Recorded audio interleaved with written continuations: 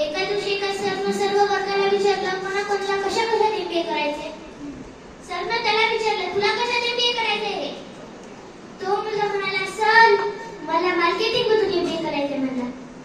Sir म्हणाले अरे तुला नीट न बोलता येत नाही तू मार्केटिंग मधून काय एमबीए करशील. तो मुलगा वर्गात उठून उभा राहिला म्हणाला सर करेल तर मार्केटिंग मधून एमबीए करले नाही तर शिकणार नाही म्हणला. सर म्हणाले अरे आपण काय करूया तुला ज्याच्यात एमबीए करायचं त्याच्यात तू एमबीए कर. आपण एक परीक्षा घेऊया त्याच्यात सगळ्यात जास्त ज्याच्या रामायणाच्या प्रती निघतील आपण ठरवूया त्याला मार्केटिंग मधून जावं आणि मार्केटिंग मधून एमबीए करावे. सरांनी सर्वांना 100 रामायणाच्या प्रती दिल्या.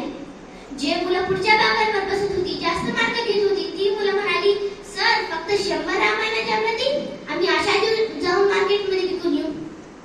सरांनी सगळ्यांना 100 रामायणाच्या प्रती दिल्या. मुलं मार्केटमध्ये गेली. 8 दिवस मार्केटमध्ये फिरली. 9व्या दिवशी परत वर्गात आली. सरांनी विचारलं कोणाकोणाच्या किती प्रती विकल्या रे. सरांनी एका गणेश नावाच्या मुलाला उभा टाक केला म्हणाले तुझ्या किती विकल्या रे. ते म्हणला सर 4. सरांनी रमेश नावाच्या मुलाला उभा टाकले. ते म्हणला सर माझ्या 5 प्रती विकल्या. जी पुढच्या भागात बसत होती त्यांच्या 20च्या वरी कोणाच्याही प्रती विकल्या नाहीत. पण जो त्याला नीट बोलता येत नव्हतं तो मुलगा शेवटच्या बाकावर बसायचा. सरांनी त्या मुलाला विचारलं तुझ्या किती प्रती विकल्या रे. तो म्हणाला सर मी 100 प्रती विकून आलो. सर म्हणाले काय केलास तू काय लॉजिक लावलास काय रेफरन्स बुक वापरलास. तो म्हणाला सर मी काहीच केलं नाही.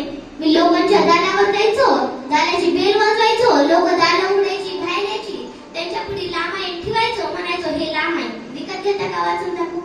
लोक म्हणायचे तुझं रामायण तू वाचून दाखवू नको आम्ही तुझं रामायण विकत घेऊ.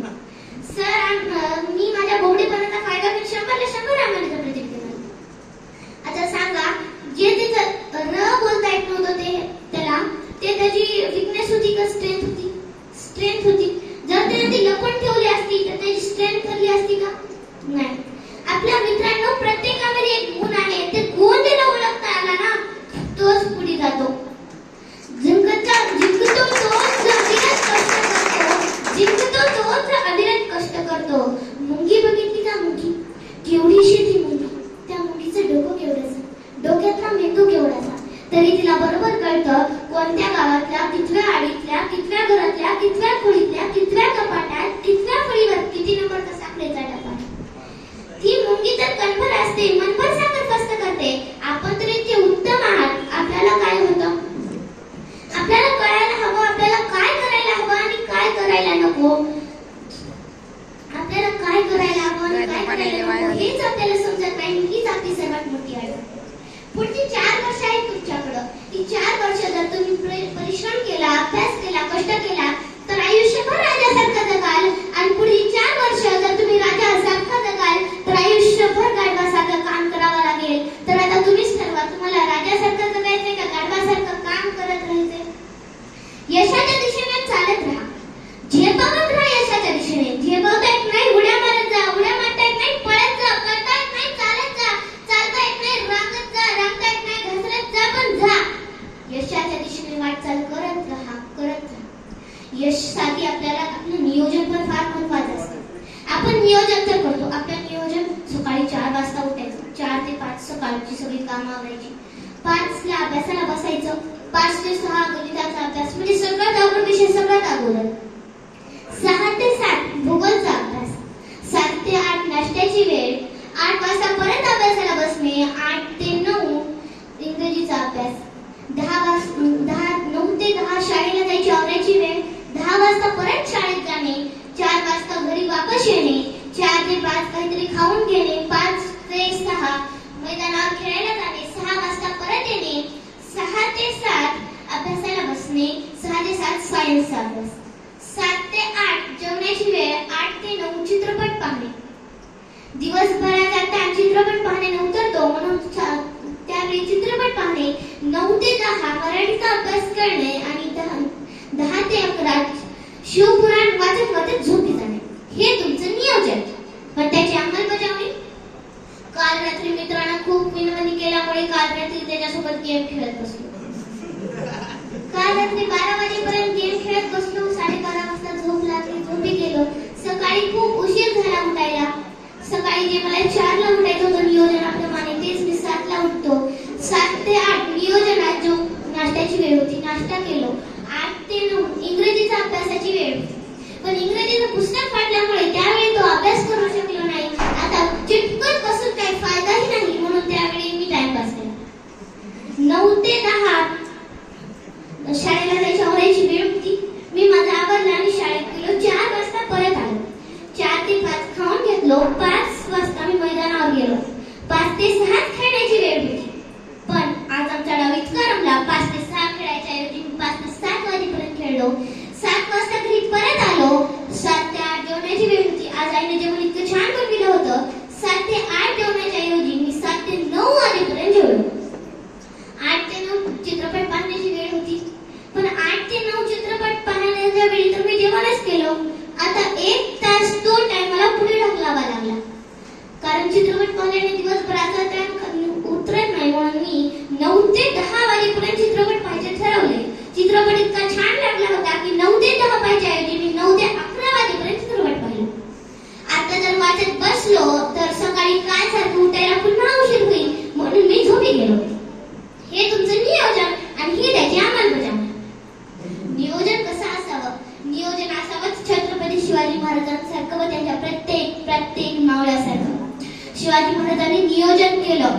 शिवाजी महाराजांनी अफजल खानाचा कोंतळा अवघ्या 2 मिनिटात बाहेर पाडला. पण त्याचं नियोजन महाराजांनी अगोदर 6 महिने अगोदर पासून केलेलं होतं. महाराजांनी गडावर उतरायची वेळ बरोबर 12:30ची ठरवली. का? कारण सूर्य हे त्यावेळी सरळ माथ्यावर असतो.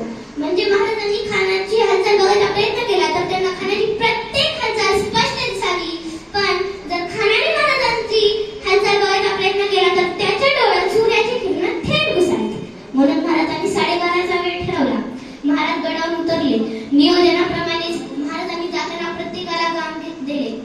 महाराजांनी ज्याला त्याला ज्याचं काम देऊन ज्याच्या त्याच्या जागी ठेवू नयेच हो. पण सोबत कोण घेतले महाराजांनी? सोबत घेतले जीवा महाल. तो का दानपट्टा चालवतो? अहो पण तोच का सय्यद बंडा आहे ना पुढे, त्याच्याशी झुंजायचंय, त्याच्याशी लढायचंय तर हवा फक्त जीवा म्हणून घेतलाय जीवा महाल. अजून कोण घेतले? सोबतीला घेतले संभाजी कावजी कोंढाळकर. का? कारण हत्तीसारखे धिप्पाड आहेत. अहो तोच का अफजल खान तसाच आहे. कुस्तीच्या मैदानात जर 2 पैलवान उतरायची म्हणली तर एकाच गटाची हवी म्हणजे कुस्ती रमते म्हणून घेतले संभाजी कावजी कोंढाळकर. महाराज यांना घेऊन निघाले. सोबतीला 8 अंगरक्षकही घेतले. महाराज निघाले. जाता जाता अचानक महाराज मनात थबकले. जीवा महालांना विचारले, जीवा कात्री आहे का? जीवा महालांना कळे ना अफजल खानाच्या भेटीस मला तलवार घेतलीच असेल ना, कात्रीचं काय का? जीवा महालांना महाराजांनी परत विचारलं, जीवा कात्री आहे का? आता जीवा महाल ते नावी समाजाचे ते म्हणले आहे की राजा. महाराज म्हणाले काढ ना मग. जीवा महालांनी कात्री काढली. महाराज म्हणाले, जीवा आमची दाढी बारीक कर. इतकी बारीक कर की भेटीच्या वेळी खानाला हातात धरायची म्हणली तर त्याच्या हातात आली नाही पाहिजे. महाराजांची दाढी जीवा महालांनी बारीक केली. पण या नियोजनाला आमच्या नियोजनाच्या भाषेत मायक्रो प्लॅनिंग असे म्हणतात. आपल्याला केस सोडल्यावर वेदना होतात आणि त्याच जर भीतीच्या वेळी खानानं महाराजांची दाढी ओढली, महाराजांना जर वेदना झाल्या तर तो एक क्षण महाराजांच्या मृत्यूचा कारण ठरला असता. म्हणून महाराज म्हणाले, जीवा आमची दाढी बारीक कर. इतकी बारीक कर की भीतीच्या वेळी खानाला हातात धरायची म्हणली तर त्याच्या हातात आली नाही पाहिजे. महाराजांची जीवा महालाने दाढी बारीक केली. महाराज निघाले. 12:30ला निघालेले महाराज बरोबर 2 वाजता खानाच्या छावणीपाशी पोहोचले. खानाला सांगितलं शिवाजी राजे येत आहेत. जसा खान उठून उभा राहिला त्याला महाराज येताना नसले. 5 ते 5.5 फूट उंचीचे आस्ते कदम राजे येताना नसले. खानानं त्याच्या वकिलाला विचारले, हे शिवाजी? त्याच्या वकिलानं मान डोलावली. खान 2 पावलं पुढे झाला. भाऊ फैलावले. शिवाजी महाराजांना म्हणाला, आओ शिवाजी आओ हमारे गले लग जाओ. महाराज त्याच्या भाऊ केले. खानाचे भाऊ महाराजांच्या पाठीवर पडली. दाब पडला, जोर वाढला. महाराजांना कळालं दगा झालाय. महाराजांची वाक निघाली. खूप बसली खानाच्या पोटात. खान पडला. खानाचा कोतळा बाहेर पडला. खान पडला. तसा बेसावत राजांवर सय्यद बंडा धावून आला. सय्यद बंडाच्या दानपट्ट्यानं महाराजांचं मस्तक छाटणार तसा जीवा महाराजांच्या दानपट्ट्यांनी सय्यद बंडाचा हात वरच्या वर उडवला आणि ध्यास फुटफुटला. होता जीवा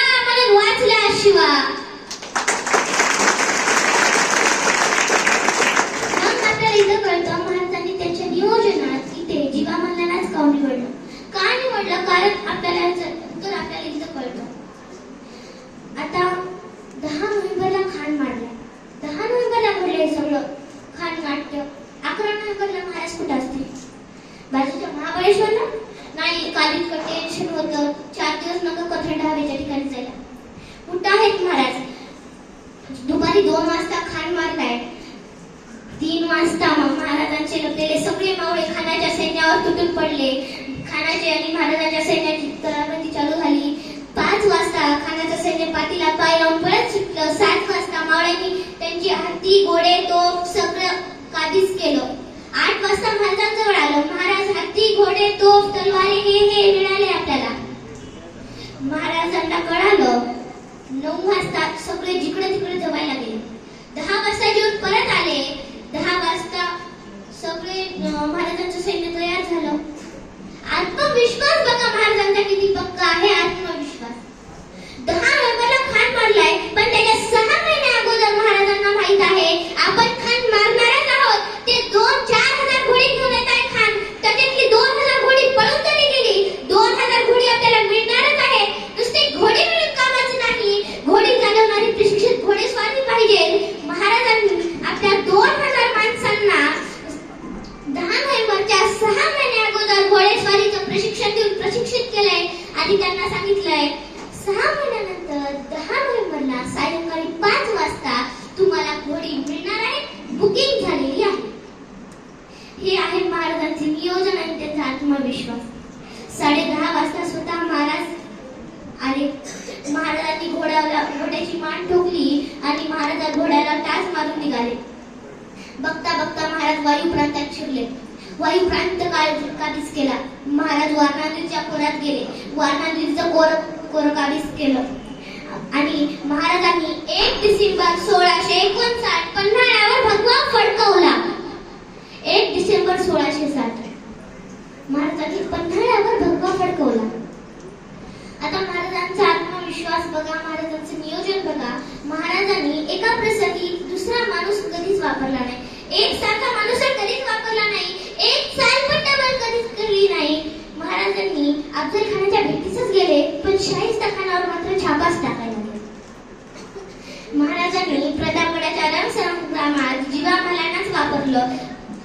प्रतापगडाच्या रणसंग्रामात तुम्हाला जीवामालाच भेटतील. तिथं बाजीप्रभू येणार नाही. बाजीप्रभू पावनखिंडीत तिथं तानाजी मालुसरे येणार नाही. तानाजी मालुसरे कोंढाण्यावर तिथं येसाजी येणार नाहीत. येसाजी